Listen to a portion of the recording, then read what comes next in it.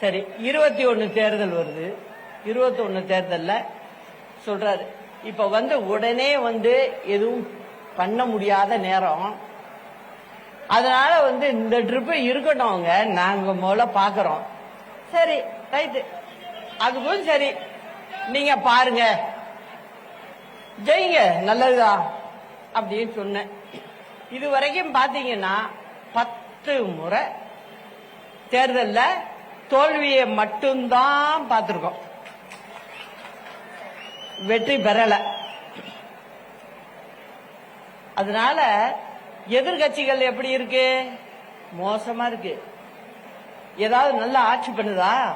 பண்ணல. ஆனா தமிழ்நாட்டு மக்கள் நம்மளுக்கு கொடுக்கிற ஆதரவை என்னைக்கு அவங்க மனசுல இருந்து எடுக்கல. ஆள் சரியில்லை, அப்ப அவங்க வேற மாதிரி நினைக்கிறாங்க. இன்னும் திருந்தலையே அப்படிங்கிற நினைப்புக்கு போறாங்க. இப்ப அம்மா இருந்தாங்க, அம்மாவை எத்தனை முறை 13 கேஸ் போட்டாங்க. 13 கேஸ்ல 12 கேஸ்ல நாங்க விடுதலை ஆனோம். இந்த ஒரு கேஸ் தான் கடைசியில இருந்தது. அந்த கேஸையும் நாங்க சாதாரணமான கேஸ் தான் அது. இதுல இப்படிலாம் ஆகிறதுக்கே வாய்ப்பே இல்லை. இதுல கருணாநிதி என்ன பண்ணாரு? அப்பவே ரொம்ப சூட்சமமா பண்ணாரு.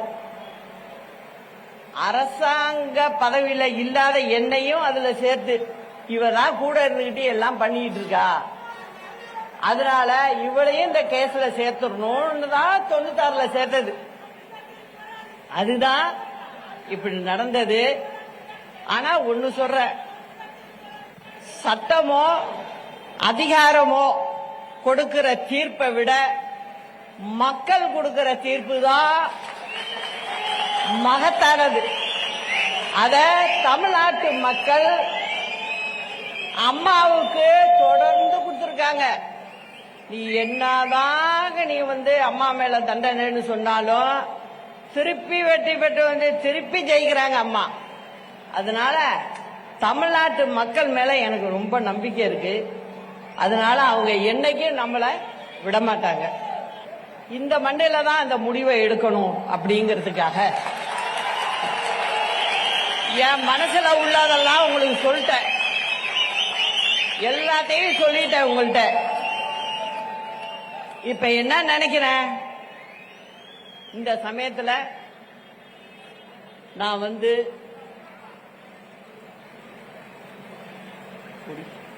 நான் பேசாம இருந்தேன்னு வச்சுங்க, நான் இந்த மாதிரி 9 வருஷம் இந்த மாதிரி தொடர்ந்து இருந்தேன்னா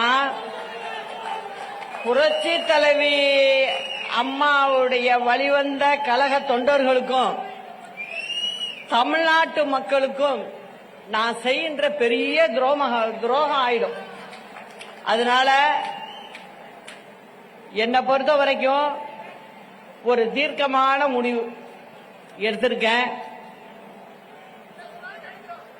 தமிழகத்திற்காக, தமிழகத்தில் உள்ள மக்களுக்காக, நம் கழக தொண்டர்களுக்காக புதிய களத்தை காணப்போகிறோம். ஒரு புதிய கட்சியை ஆரம்பிக்க போகிறோம். இது ஒரு திராவிட கட்சியாக பேரறிஞர் அண்ணா, புரட்சி தலைவர் எம்ஜிஆர், புரட்சி தலைவி அம்மா ஆகியோரின் வழியில் ஏழை எளிய சாமானிய மக்களுக்கான ஒரு கட்சியாக எதிரிகளையும் துரோகிகளையும் வேறறுக்கின்ற ஒரு கட்சியாக இது செயல்படும். நமது கட்சியின் கொடியை இங்கே அறிமுகப்படுத்துவதில் மிகவும் மகிழ்ச்சி அடைகிறேன். இது கருப்பு, வெள்ளை, சிவப்பு வண்ணத்தில் பேரறிஞர் அண்ணா, புரட்சி தலைவர் எம்ஜிஆர், புரட்சி தலைவி அம்மா ஆகியோரின் உருவத்தை தாங்கி நிற்கின்ற ஒரு கொடியாக பட்டொளி வீசி பறக்கும்.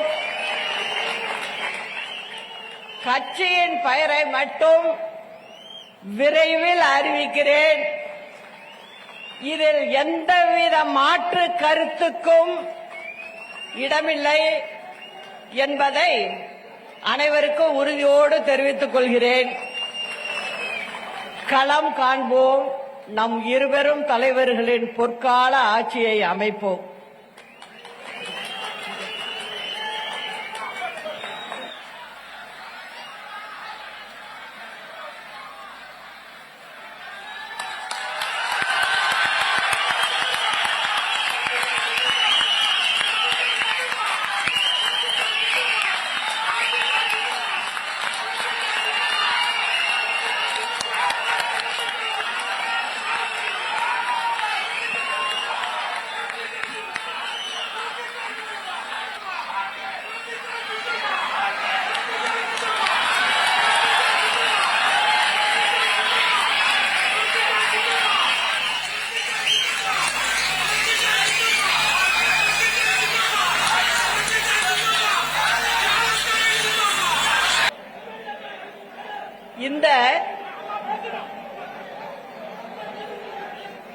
இந்த கொடியை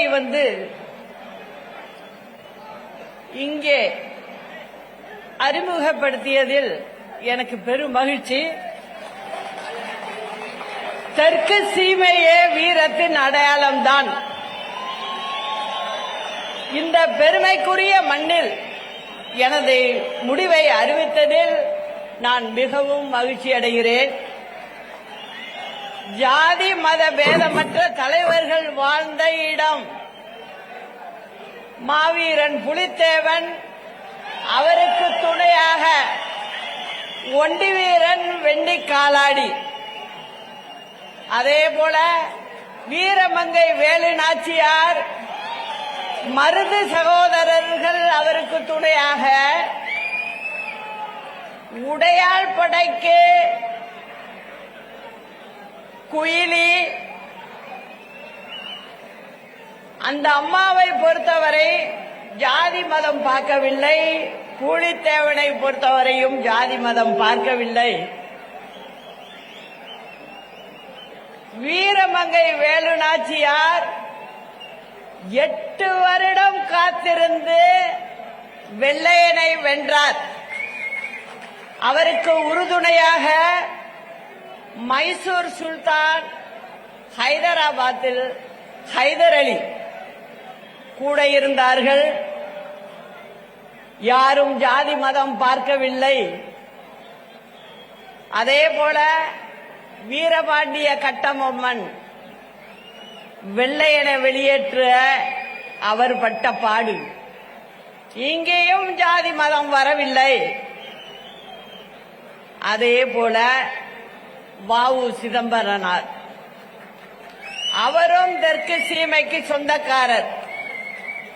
அவரை பொறுத்தவரை வெள்ளையனால் மட்டும்தான் கப்பல் ஓட்ட முடியுமா, நானும் வியாபாரம் செய்து காட்டுகிறேன் செய்து காட்டியவர். அவர் வழிதொட்டு வந்தவர்கள் பசும்பொன் ஐயா அவர்கள், பெருந்தலைவர் காமராஜர் அவர்கள். இவர்களெல்லாம் வந்த மண் இது என்பதால் வீரத்தின் அடையாளமாக இந்த இடத்தில் சொல்வதுதான் சரியாக இருக்கும் என்று இந்த இடத்தை தேர்வு செய்தேன்.